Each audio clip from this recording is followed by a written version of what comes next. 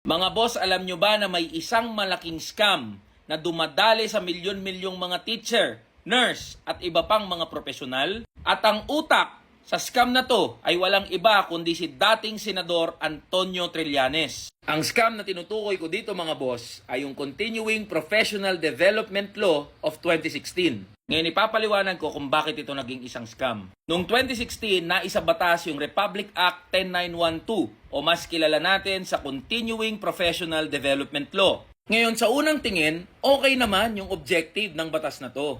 Gusto ng batas na to na gawing internationally competitive yung mga teacher, nurse, engineer, architect at iba pang mga licensed professionals dito sa bansa natin. Sino ba nga ayaw na maging internationally competitive yung mga licensed professionals natin? Gusto natin lahat yun. Ngayon, para daw mangyari yun, sabi ng batas na to, kailangan daw umattend ng mga licensed professionals natin ng iba't ibang mga training gaya ng forum, seminar at iba pang activities na mag-i-improve ng kanilang skills, talents at iba pang mga qualifications. Ngayon mga boss, para matiyak na natutupad tong batas na to, nakasulat sa Article 3, Section 10 na mandatory sa lahat ng licensed professionals ang CPD bago sila makapag-renew ng lisensya.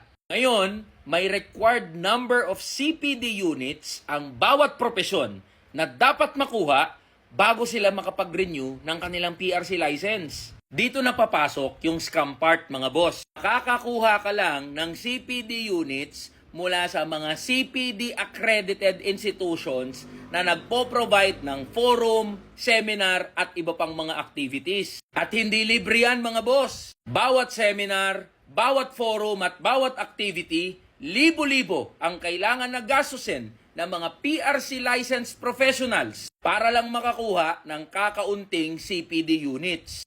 Puta, magkano ba yung sahod ng mga teacher at nurse at iba pang mga licensed professionals? Hindi naman din yan sagot ng mga kumpanya at pinapasukan ng mga licensed professionals. Kanya-kanyang gastos yan at kanya-kanyang gawa ng paraan para lang maka-attend dyan sa mga forum na yan. At karamihan dyan sa mga forum at activities na yan ay walang kwenta. Kadalasan sa mga activities niyan, isang buong araw na forum na wala namang dagdag sa skills and talents ng mga licensed professionals. Nasaan na yung pangako ng batas na yan? Bakit hindi pa rin internationally competitive yung mga licensed professionals natin? Bakit marami nag-a-abroad? Nasaan ka na ngayon, Trillanes? Bakit pagdating sa bagay na to, tanggal yung angas mo, tanggal yung yabang mo? Bakit tayo mong pag-usapan tong sekreto mo? Na ikaw ang gumawa ng batas na nagpapahirap sa mga PRC licensed professionals. Tapang ka lang pala pag hindi teacher, nurse, architect, engineer at ibang licensed professionals yung kaharap mo.